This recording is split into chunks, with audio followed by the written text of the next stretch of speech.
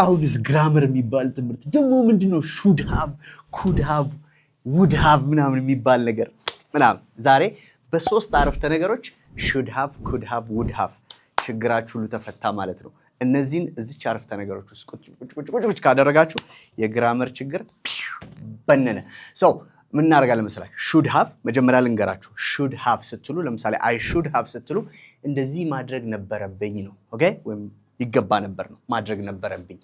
I could have እንዲ ማድረግ እችል ነበር there was a possibility okay ማድረግ እችል ነበር ሶስተኛው I would have አደርገው ነበር should have ማድረግ ነበረብኝ could have ማድረግ እችል ነበር possible ነበር okay would have ደግሞ አደርገው ነበር ነው ሁሉም ግን past ናቸው እነዚህን ሶስት ጥያቄዎች አሁን ሳስቀምጥላችሁ ምርጫ የምታስገቡልኝ would have could have should have የትኛው ከሶስቱ ይገባል የመጀመሪያው ጥያቄ I dash bought that beautiful bag if I had enough money I dash bought okay I blank bought that beautiful bag if I had enough money ዝም ብላችሁ ይሄን አረፍተ ነገር ይዩት በቂ ገንዘብ ቢኖሬ ኖሮ ነው የሚለው ኦኬ በቂ ገንዘብ ቢኖሬ ኖሮ አሁን ሶስቱ ምንድናቸው ያልኳችሁ should have could have እና would have አይደለም ስለዚህ የትኛውን እናስገባው እስቲ በደንብ ይዩት በቂ ገንዘብ ቢኖሬ ኖሮ መግዛት ነበረብኝ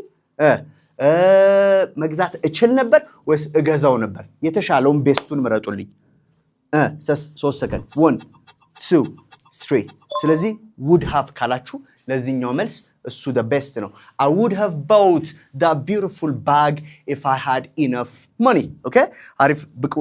ገንዘብ በቂ ቢኖሬ ኖሮ ያንን ቦርሳ ያን ቆንጆ ቦርሳ እገዛው ነበር ነው ያለችው ወይም ነው ያለው okay እሺ ሁለተኛውን ጥያቄ ደግሞ ልስጣችሁ he was driving too fast he dash crashed into another car ይላል he was driving too fast በጣም በፍጥነት እየነዳ ነበር okay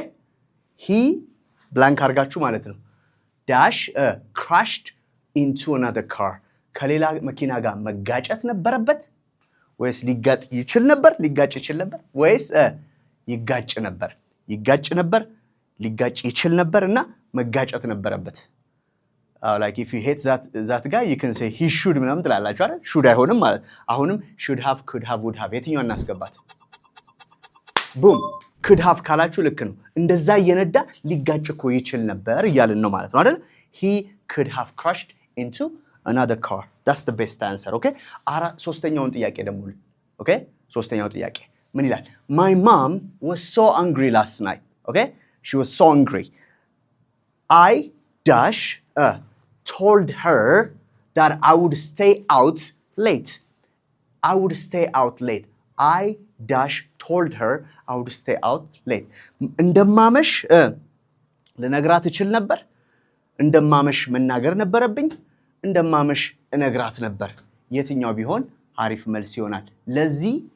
ምን አለ ብለናል could have would have should have እችን የናንተ ኮሜንት ላይ ወደ ሞታች ነው መጠብቃት ማለት ነው ለሶስተኛው መልስ አንድና ሁለትን የሰራንበት አይታችኋል አይደል ይሄኛው ከንደ ትርጉሙ በደንብ አንደርስታንድ አድርጉት በጣም ተናዳብኛለች ማዘር okay my mom was really angry last night okay ስለዚህ ውጪ ማምሸት ወይ ደግሞ እንደማመሽ ለነግራት እችል ነበር መናገር ነበረብኝ ወይስ እነግራት ነበር የሚለው ነው መልስ ስለዚህ could have would have should have እችን መልስ ኮሜንት ላይ ተጠብቃለሁ thank you very much we'll see you bye